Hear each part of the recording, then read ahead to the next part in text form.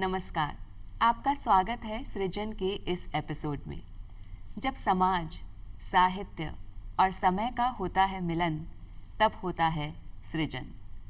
समाज में समय के साथ और साहित्य में भी समय के साथ बहुत बदलाव आए हैं।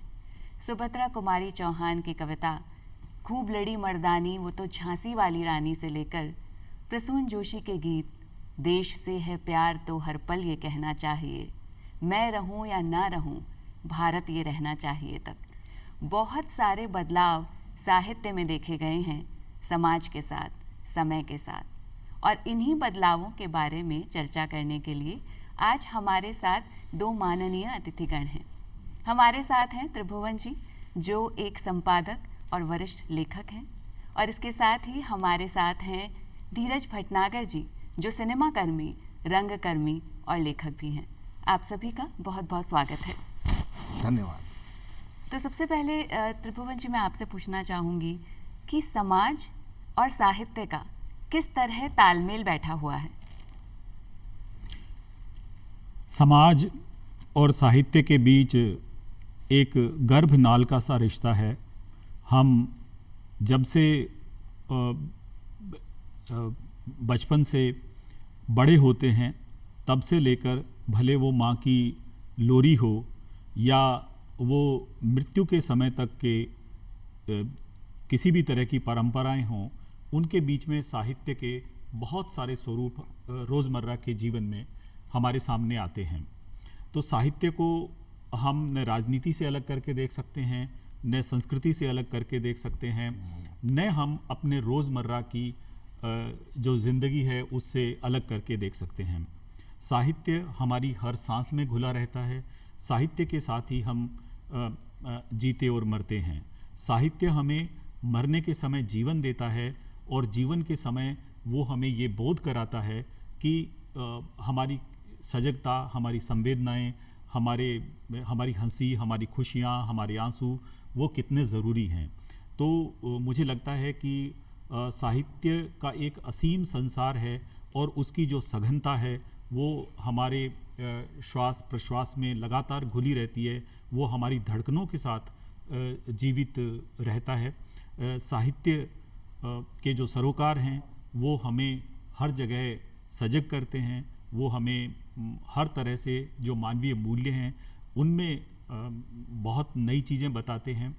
साहित्य के साथ मुझे लगता है कि एक बहुत बड़ी खूबी है, जिन लोगों से हम बहुत बार घृणा करने लगते हैं, कई बार उनके चरित्र में गिरावट दिखाई देती है, या जिन्हें हम अपराधों के कारण अलग मान लेते हैं, उनमें भी साहित्यकार एक साहित्य का आवरण देखता है, उनकी संवेदनाएं देखता है।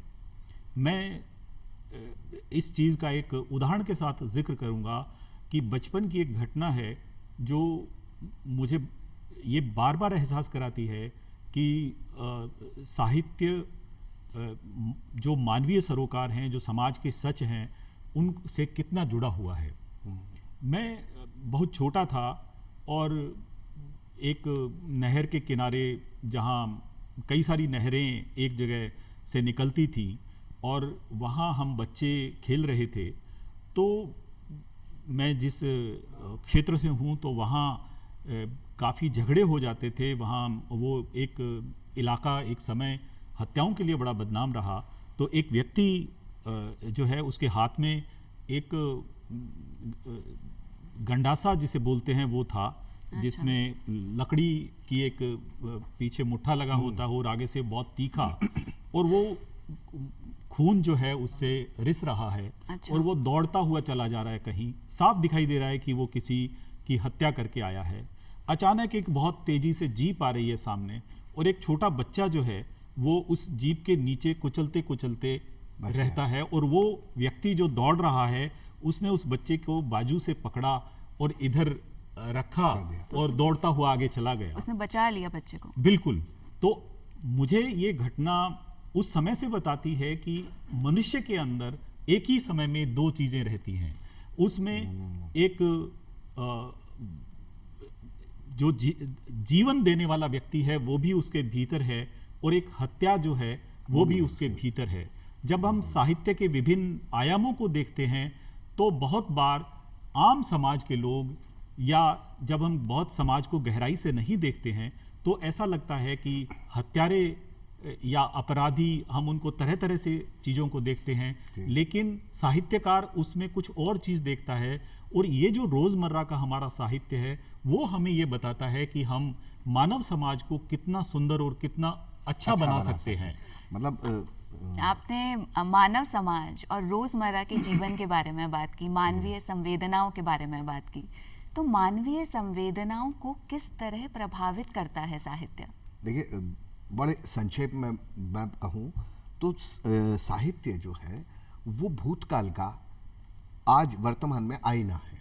आप जो कुछ उस दौर में जब आप जिंदा नहीं थे, हम नहीं थे, पैदा नहीं हुए थे, दरअसल यूं कहना चाहिए, तो हमको अगर हमें देखना हो कि हमारे पहले क्या था, तो साहित्य उसका आईना है। और हम आगे भविष्य को कैसे हम सकारात्मक तरीके से और सुंदर बना सकते हैं, साहित्य उसके लिए मार्गदर्शक है। आपके पास किसी भी काल का साहित्य आपको किसी नए आने वाले समय के लिए गढ़ने के लिए बहुत अच्छी चीजें उपलब्ध कराता है। तो साहित्य सृजन अत्यंत आवश्यक है और बहुत महत्वपूर्ण है समाज के लिए, व्यक्ति के लिए। और मैं जल्दी से अपनी बात ऐसे कह के खत्म करता हूं कि दृष्टिकोण जी, हर चीज को, हम जितने लोग हैं सबका देखने का एक नजरिया अलग है। किसी को कुछ दिखाई देता है, तो जो भी साहित्य सृजित हुआ है, आज तक सृजन हुआ है, उसको पढ़ने के बाद व्यक्ति का दृष्टिकोण क्या है, वो उस किस दृष्टिकोण से लेता है, वो ही उसके आगे के प्रयासों को, कदमों को, बनावट को, उन सबको निर्धारित करेगा। ये आपने बहुत अच्छी बात की। और इसके साथ ही हम आते हैं इस बात पर कि रोज़मर्रा के जीवन में एक इंसान को बेहतर बनाने के लिए किस तरह एक मानव में उसकी संवेदनाओं के साथ शिक्षा और ज्ञान का प्रवाह साहित्य की वजह से होता है, इसके बारे में क्या कहना चाहेंगे सर आप? मानव समाज ने जब से अपनी विवेक उसमें जागृत हुआ है और जब से उसने अपने भविष्य को, अपने वर्तमान को, अपने अतीत को देखना शुरू किया, तभी से वह शिक्षा की तरफ अग्रसर हुआ है। और भले उसके मानव समाज के शुरुआती दौर में अंकों की गणना रही हो, चाहे अक्षरों की बनावट रही हो, चाहे वर्णमाला का संबंध रहा हो, उसने ज्ञान लगातार विस्तृत होता चला गया है। और वो छोटी छोटी सूचनाओं के माध्यम से जो ज्ञान पैदा होता था वो उसने एक अलग स्वरूप लिया। और हम ये देखते हैं कि बहुत सारी जगह जहाँ शिक्षा नहीं पहुँची है, जहाँ स्कूल और कॉलेज नहीं पहुँचे हैं, जहाँ विश्वविद्यालय नहीं हैं, आप ये देखेंगे कि उन लोगों में भी जो जिन्हें हम तथाकथित रूप से अनपढ़ कहते हैं, उनमें विजडम ज़्यादा होती है और सुशिक्षित लोगों में विजडम का अभाव रहता है। एक जो आज के दौर में जितनी सूचनाओं का, ज्ञान का जो प्रवाह है वो बहुत तेजी से हुआ है और ज्ञान का एक तरह से विस्फोट हुआ है। इसमें आप ये देखिए कि मैं ये कहूँगा कि एक सूचनाओं की या ज्ञान की जो एक नग्नता है, मतलब वो वस्त्र वाली न्यूडिटी नहीं, वो जो सूचनाओं की एक पूरा हमारे सामने जो इस तरह की एक नग्नता आई है, ट्रांसपेरेंसी, हाँ ट्रांसपेरेंसी कह सकते हैं। लेकिन इस जहां अति नग्नता रही है, उसने सत्य को बहुत सत्य का विध्वंस किया है, सत्य को बहुत नुकसान पहुंचाया है। क्योंकि जो पारदर्शिता, थोड़ा मुझे लगता है कि सकारात्मक शब्द है। पारदर्शिता का अर्थ है कि जो चीज जैसी है उसको वैसा बताना, और उसका हम एक अनुकूल अर्थ लेते हैं। लेकिन जिस तरह की आवरण हटाए जा रहे हैं, जिस तरह का एक चीज सामने ढेर लगा हुआ है, तो एक पुराने समय में जब हम लोग जैसे खबर को ढूंढते हैं या कोई जानकारी को ढूंढते हैं, संवेदनाओं को तलाश करते हैं, हम संवेगों को ढूंढते हैं, हम हंसी, खुशी और आंसुओं का एक हार पिरो करके संवेदनाओं के माध्यम से साहित्य का सृजन करते थे।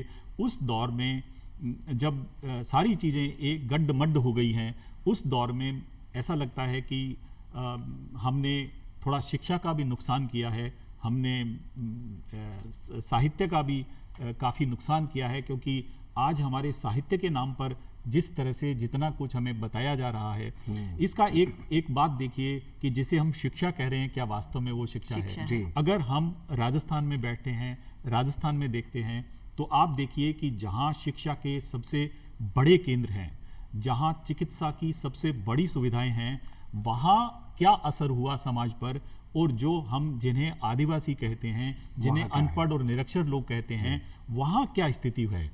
आप देखिए, मैं एक से मैं भाई कुछ कहना चाह रहे हैं, आपसे ही पूछना चाह रहा, मैं सिर्फ ये जानना चाह रहा हूँ त्रिभुवन जी कि समाज, आपने बहुत अच्छी बात बताई, परंतु क्या ऐसा नहीं है कि समाज में साहित्य का सृजन तभी होता है जब समाज से अलग करके नहीं देख सकते?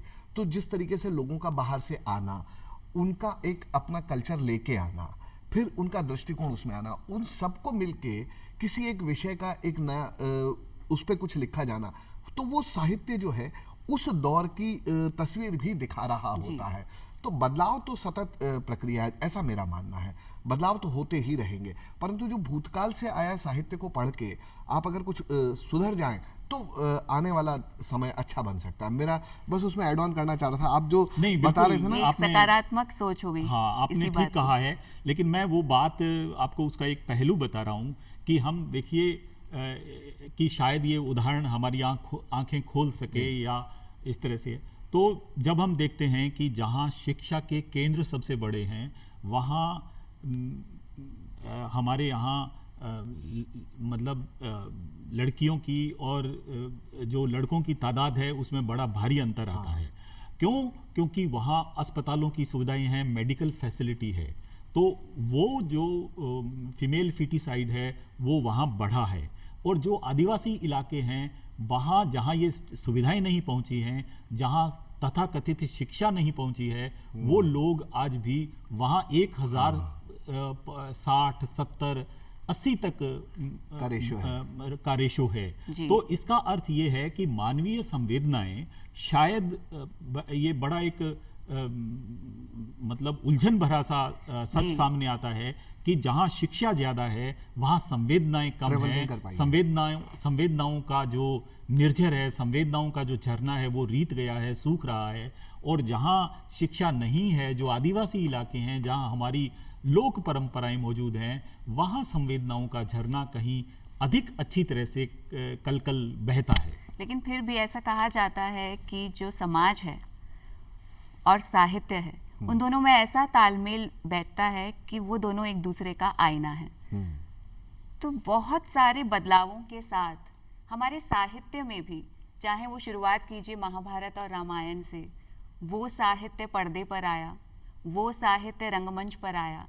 और जैसे कि आप सिनेमा कर्मी और रंगमंच कर्मी रहे हैं सर, तो हमें बताएं कि किस तरह समाज में साहित्य के साथ और समय के साथ, जैसे कि आज हमारा विषय है समाज, साहित्य और हमारा समय, वर्तमान, तो समय के साथ किस तरह का परिवर्तन देखा गया है?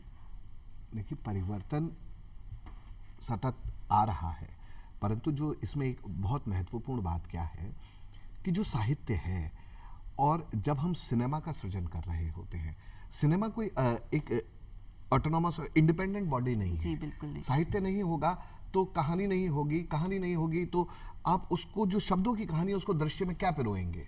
आपको साहित्य से मिला, महाभारत मिला तो आपने उसको दृश्यों में पिरोया, साहित्य मिला, रामायण में मिला तो आपने उसको दृश्यों में पिरोया, आपको चंद्रकांता मिला तो आपने दृश्यों में पिरोया, आपको बहुत सारी चीजें मिली हैं।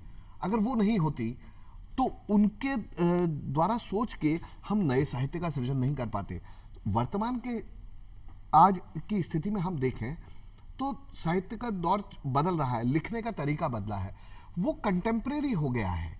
हम अब उन चीजों को आज की तारीख में लार्जर देन लाइफ बना के तो पेश करते हैं, लेकिन अब आज जो हम करना चाहते हैं वो कंटेम्प्रेरी सिनेमा बनाना चाह रहे हैं। हम रामायण को बहुत सारे दृष्टिकोणों से या महाभारत को बहुत सारे दृष्टिकोणों से नहीं दिखाने की कोशिश कर रहे हैं। हम साहित्य है हमारे पास, परंतु अब हम क्या कर रहे हैं, हम कंटेम्प्रेरी देख रहे हैं, नए सब्जेक्ट क्या है। जैसे अभी त्रिभुवन जी ने इशारा किया कि आदिवासियों के पास पढ़ाई नहीं है, परंतु उनके पास सृजित साहित्य बहुत है, वो साहित्य को सही तरीके से सजा के रखे हुए हैं। हमारे पास पढ़ने की चीजें आ गई हैं, परंतु हम साहित्य को भूल गए, हम नई चीजों में उलझते चले जा रहे हैं। ये बदलाव है।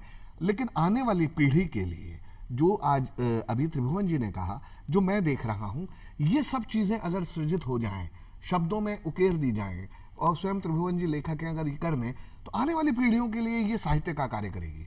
ये आज का साहित्य होगा उनके लिए कि देखो ऐसा था, अब अगर हमने भूत में ऐसा देखा है तो वर्तमान हम सुधार लें ताकि भविष्य सही रहे। तो हमारे जो दर्शकगण देख रहे हैं और वो ये चाहते हैं कि वो अपना साहित्य में अपना योगदान दें, तो उसके लिए आप किस तरह के सुझाव देना चाहेंगे कि साहित्य में एक आम आदमी किस तरह से अपना योगदान दे सकता है? अगर वो साहित्य में इतना पारंगत भी नहीं है तो भी वो किस तरह से साहित्य के साथ अपना तालमेल बिठा सकता है? मुझे लगता है कि हम जिस विजडम की बात कर रहे हैं, वो जो लोक में जो विजडम है, वो शायद हमें उसको अंगीकार करने की आवश्यकता है। अभी रामायण का जिक्र आया या बीच बीच में महाभारत का जिक्र आता है, तो आप देखिए कि रामायण एक खास तरह से बताई जाती है या उसकी एक खास विशेष कहानी बताई जाती है, लेकिन जब हम लोक समाज में जाते हैं तो बहुत लोग उनको वर्षों तक अध्ययन करते हैं। पहले दादाजी ने पढ़ा, परदादा ने पढ़ा, वो एक परंपरा से आता है। लेकिन वो लोगों के बीच में कहानी इस तरह से है जो जब हमने भी उसको सुना और पढ़ा और देखा तो कई विचित्र चीज़ें और ऐसा सत्य जो वास्तव में जिस साहित्य की हमारे समाज को बेहतरीन बनाने के लिए आवश्यकता है और जो आज की समस्याओं को एड्रेस करती हैं, हाँ। वो वहाँ उनके हल कहीं मौजूद हैं। और जितनी संवेदनाओं का हमारा संसार सिकुड़ा है, उनमें अगर हम देखें तो मैं उसमें एक किस्सा रामायण का ज़रूर आपसे जिक्र करना चाहूँगा। उसमें कि जहाँ युद्ध राम रावण का जो युद्ध है वो समाप्त हो जाता है, राम विजयी हो जाते हैं, तो हनुमान सीता जी को लाने के लिए जाते हैं जी। अशोक वाटिका में वो जो रावण का जो स्टाफ है, एक तरह से जो उनके रक्षक या जो उनके ऊपर वहाँ सिपाही थे, वो सब वहाँ बैठे हुए हैं। उसमें महिलाएं भी हैं, पुरुष भी हैं, और हनुमान जाकर के अपनी गदा जो है वो सब पर लहराने लगते हैं और कहते हैं कि मैं इन सब को अब दंडित करूंगा। तो सीता उनके साथ बहुत तीव्रता के साथ मना करती हैं कि नहीं, तुम्हें ये काम नहीं करना। हाँ। ये अब तक अपने राज्य का आदेश मान रहे थे, अब ये इनका कोई नहीं है। तो उन दोनों का वहाँ एक द्वंद्व है हनुमान और सीता के बीच में, और वो फिर हनुमान नहीं मानते, वो उस हिंसा पर उनको दंडित करने के लिए बिल्कुल अड़े हुए हैं। अच्छा। उस समय सीता उनको रोकती हैं और वो कहती हैं कि हनुमान, तुम्हें एक चीज मालूम नहीं है, क्या तुमने शिकारी और उस बाघ की कहानी, रीछ की कहानी सुनी? तो वो कहते हैं रीछ और शिकारी की क्या कहानी है? तो वो रीछ और शिकारी की कहानी ये बताई जाती है जो एक तरह से पुराना समय किस तरह हमें एक अपने छोटी छोटी कोडिंग के जरिए, सूत्रों के जरिए मानव समाज को बेहतर बनाने की, या जो साहित्य जिसे हम कहते हैं, वो कैसे उनमें हमारे धर्म ग्रंथों में छुपा हुआ है, तो उसका वो आज की समस्याओं को बिल्कुल सामने रखता है। तो वो बताती हैं, वो एक कहानी है, वो उसमें जिक्र नहीं है, लेकिन वो सिर्फ इतना ही है। वो कहानी ये है कि एक शिकारी है, एक शिकार करने के लिए गया हुआ है, बहुत घना जंगल है। उस जंगल में उसके पीछे अचानक देखता है शिकारी कि उसके पीछे एक बाघ पड़ गया है। अच्छा। और वो जब उसको खाने को दौड़ता है तो वो शिकारी डर करके एक पेड़ पर चढ़ता है। अच्छा। और जैसे ही वो पेड़ पर चढ़ता है तो उस दौरान वो और भयभीत हो जाता है, क्योंकि सामने एक रीछ बैठा हुआ है। अच्छा। तो वो रीछ के सामने प्रार्थना करता है, कहता है कि मैं तुम्हारी शरण में आया हूँ, मुझे मत मारो, मुझे मत खाना, मेरी रक्षा करो, नीचे एक बाघ मेरे पीछे पड़ गया है। तो वो वहाँ रक्षा का वचन देता है। वो कहता है रीछ कि शरणार्थी की रक्षा करना हमारा काम है, मारना नहीं है। अगर कोई शरण के लिए आया है तो ये आज की समस्या बिल्कुल वैसी की वैसे एड्रेस हो रही है। कहीं हमें हमारी परंपराएं बता रही हैं कि शरणार्थी के साथ क्या व्यवहार करना चाहिए। तो उस दौरान नीचे बाघ जो है वो उस रीछ को कहता है कि देखो, ये मनुष्य है, ये पहाड़ नष्ट करता है, ये वन नष्ट करता है, ये धोखेबाजी करता है, ये छलिया है, और ये कभी इस पे भरोसा नहीं किया जा सकता। इसको तुम वापस नीचे पटक दो, मैं इसको खा लूंगा, ये मेरा भोजन है। तो रीछ उसको कहता है कि देखो, ये मेरी शरण में आया है और जो व्यक्ति मेरी शरण में आया है उसकी रक्षा करना मेरा धर्म है।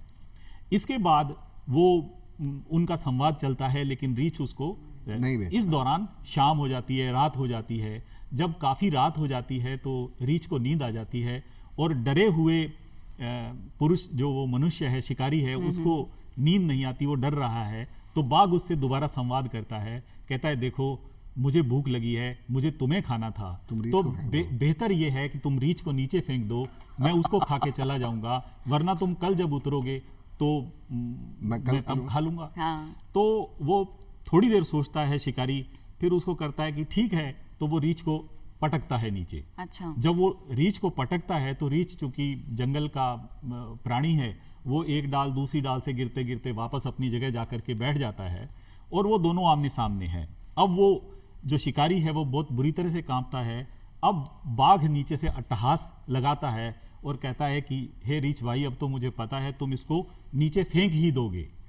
तब वो रीछ कहता है कि देखो ये मनुष्य है, इसने अपना धर्म छोड़ दिया, लेकिन शरणार्थी की रक्षा करना मेरा धर्म है, मैं अपना धर्म क्यों नहीं छोड़ूं। छोड़ूंगा।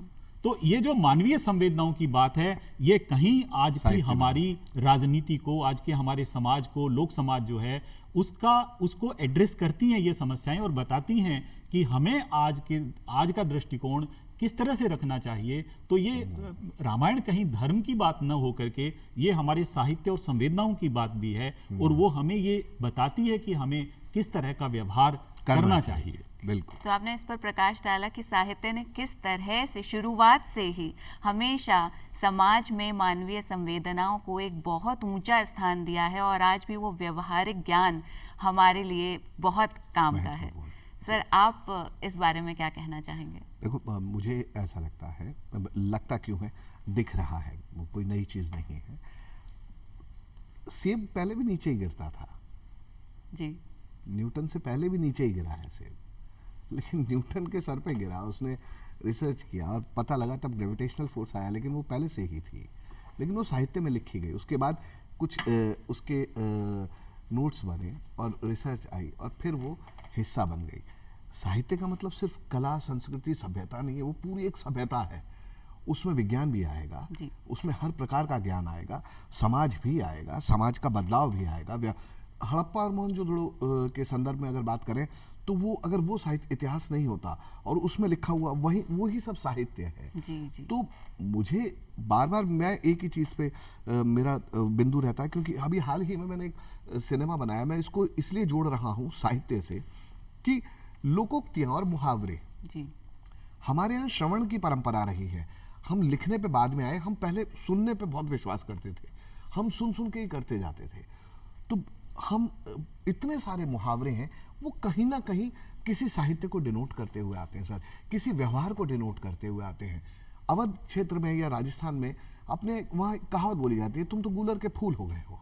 अभी गूलर का कोई फूल होता ही नहीं है, तो गूलर का फूल दिखता ही नहीं है। तो ये उस व्यक्ति को जोड़ के समझाया जा रहा है कि तुम दिखे नहीं, इसलिए कहाँ हो गए, तुम गूलर के फूल हो गए। गूलर के फूल हो ही नहीं सकते, तो दिखते नहीं हो, जैसे ईद का चांद हो जाना। जी। तो ये सारी चीजें कहीं लिखी हुई हैं और पढ़ रहे हैं और वो साहित्य का हिस्सा है, तब हम उसको बहुत प्रेम के साथ आगे अपने प्रयोग में ला पाते हैं। त्रिभुवन जी जिस ओर इशारा कर रहे हैं, वो बड़ी संवेदनशील चीजें बड़े ही धीरे से सहलाते हुए ये अपने दर्शकों को हमारे उस तरफ ले जा रहे हैं कि ध्यान देने योग्य बातें हैं। जी। तो मैं त्रिभुवन जी का धन्यवाद कहता हूँ इस बात के लिए, क्योंकि इस प्रकार से मैं शायद नहीं समझाता, परंतु मेरा एक ही पक्ष रहेगा कि साहित्य को समझना चाहिए, और यदि आपके पास वक्त नहीं है समझने का, पढ़ने का, इतनी 13 मिलियन बुक्स ऑलरेडी पब्लिश्ड हैं, कुछ नोटेड नहीं है, तो इतनी किताबें पढ़ने चलेंगे तो अपने को 7-8 जन्म चाहिए। यदि मुझे त्रिभुवन जी जैसे ज्ञानी व्यक्ति मिल जाए या कोई और मिले जिसने बहुत सारा पढ़ा है, तो मैं उनसे डिस्कस करके उनके दृष्टिकोण को समझूंगा, उस साहित्य के बारे में समझूंगा, और मेरा एक नया दृष्टिकोण सामने आ जाएगा।